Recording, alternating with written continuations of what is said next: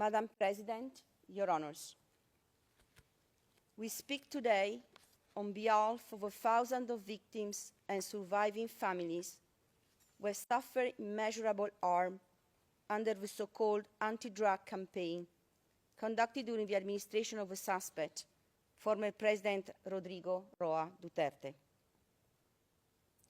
We speak for families who cannot be here, mothers who buried their sons, children who lost their parents, the spouses who now raise families alone, and communities that have lived for years under fear and silence and that continue to bear the consequences of violence that swept through their neighborhoods like a storm. These victims appear today before you not as mere statistics or distant figures or images in report as pictured yesterday by the defense, but as human beings whose rights under the Rome Statute have been violated in the most profound ways. These proceedings relate to what has been labeled the Duterte's war on drugs and Duterte's bloody war on drugs.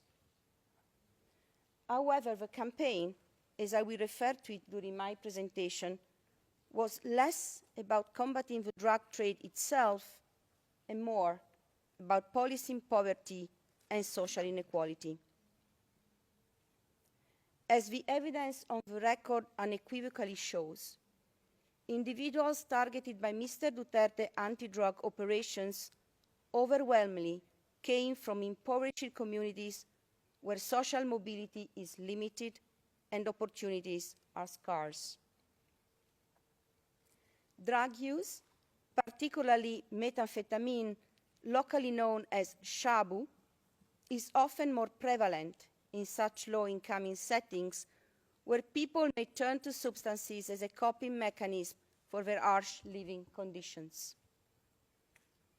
In these communities, structural conditions, including the absence of adequate mental health services, limited access to quality education, scarce employment opportunities, and the chronic stress associated with poverty, create an environment in which substance use is more likely to emerge. Therefore, patterns of drug use do not arise in a vacuum. They reflect deeper systemic inequalities and long-standing patterns of socio-economic marginalization.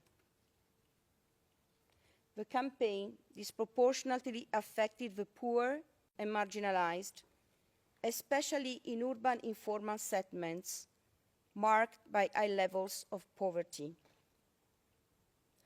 While the rhetoric of war focused on eradicating drug dealers and users, it was the most vulnerable members of society, those with the least power and resources, were caught in the crossfire. For the most trusted source of news and information, visit our website at www.bomboradio.com. Follow us on Bombo Radio mobile app, Facebook, YouTube, TikTok, and X, formerly Twitter.